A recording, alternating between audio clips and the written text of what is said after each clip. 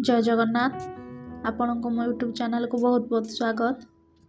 शीत दिन स्पेशल आज बनैबा भेज पलाउ। यह बनैबा बहुत सहज। यह बिरयानी ठारू मध्य कम नुहे।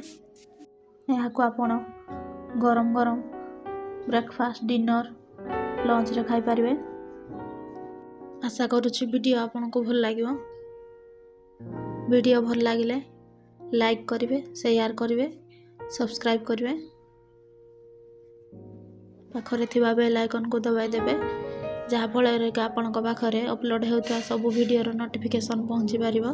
तो चलंतु तयारी करबा आज रो रेसिपी बासना और स्वाद रे भरपूर भेज पलाउ। भेज पलाउ बनैबा पई प्रथम किछि वेजिटेबल नेबा।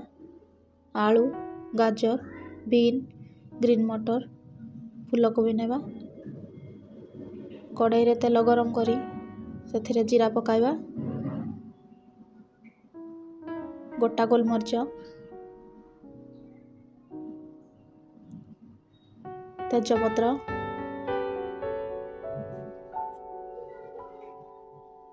किछि कटा पियाज,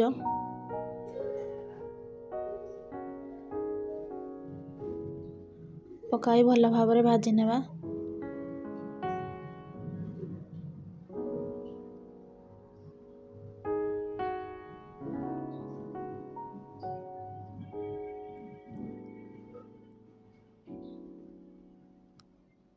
गुजराती,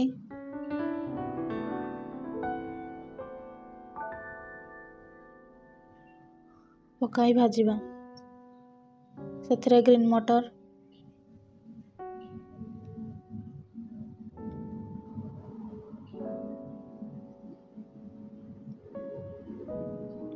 बीन,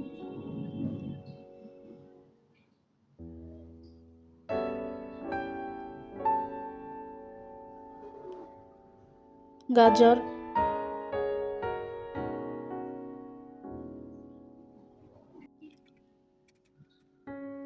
अदा, कटा आलू,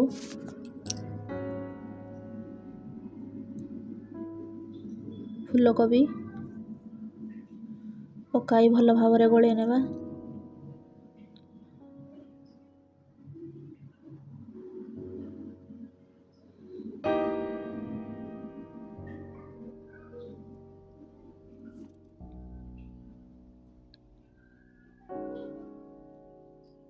सेथिरे हळदी गुंड,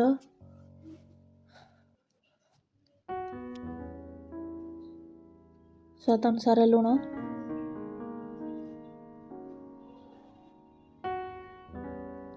लंका गुंड,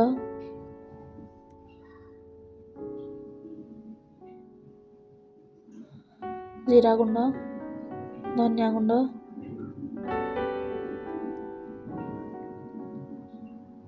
पकाई गोले नेबा।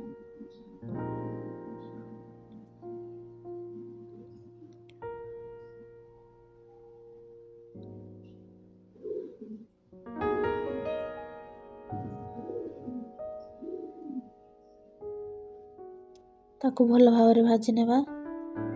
तापर ताकू घोड़णी घोड़े देबा।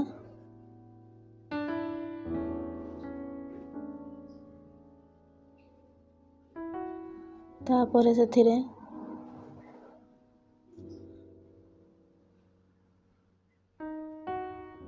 2 चामच दही पकाइबा। ताकू भल भाव गोले नेबा।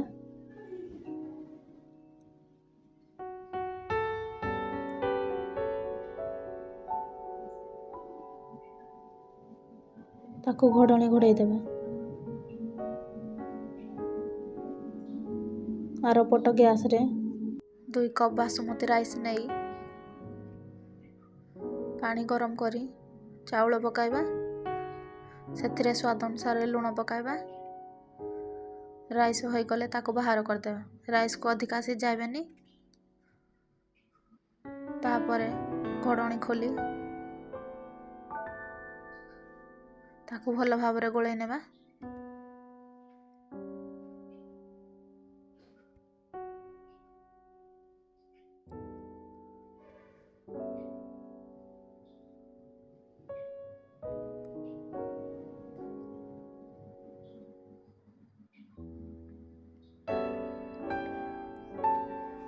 ପରିବା ସିଝିବା ପାଇଁ ସେଥିରେ ଅଳ୍ପ ପାଣି ଆଡ଼୍ କରିବା।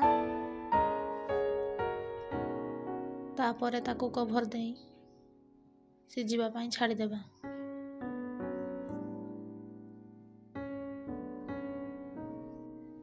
ସେଥିରେ କଞ୍ଚା ଲଙ୍କା ପକାଇବା।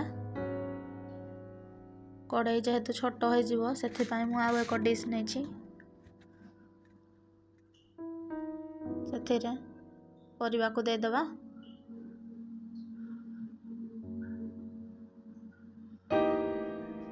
ତାପରେ ସେଥିରେ ବାସୁମତୀ ରାଇସ୍କୁ ଦେଇଦେବା।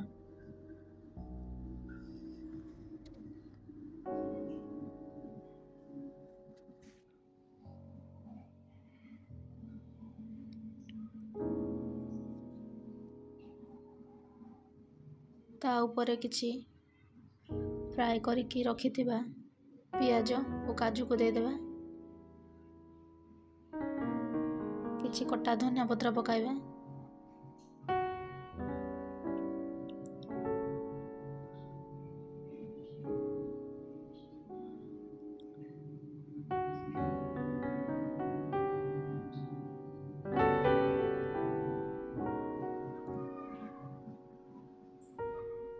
ସେଥିରେ 2 ଚାମଚ ଘିଅ ପକାଇବା। ତାକୁ ଭଲ ଭାବରେ ଗୋଳେଇ ନେବା। ଏବେ ଆମର ପ୍ରସ୍ତୁତ ହୋଇଗଲା ଗରମା ଗରମ ଭେଜ୍ ପଲଉ। ଏହାକୁ ଆପଣ ରାଇତା ସହିତ ଖାଇପାରିବେ। ରହିଲି। ଜୟ ଜଗନ୍ନାଥ।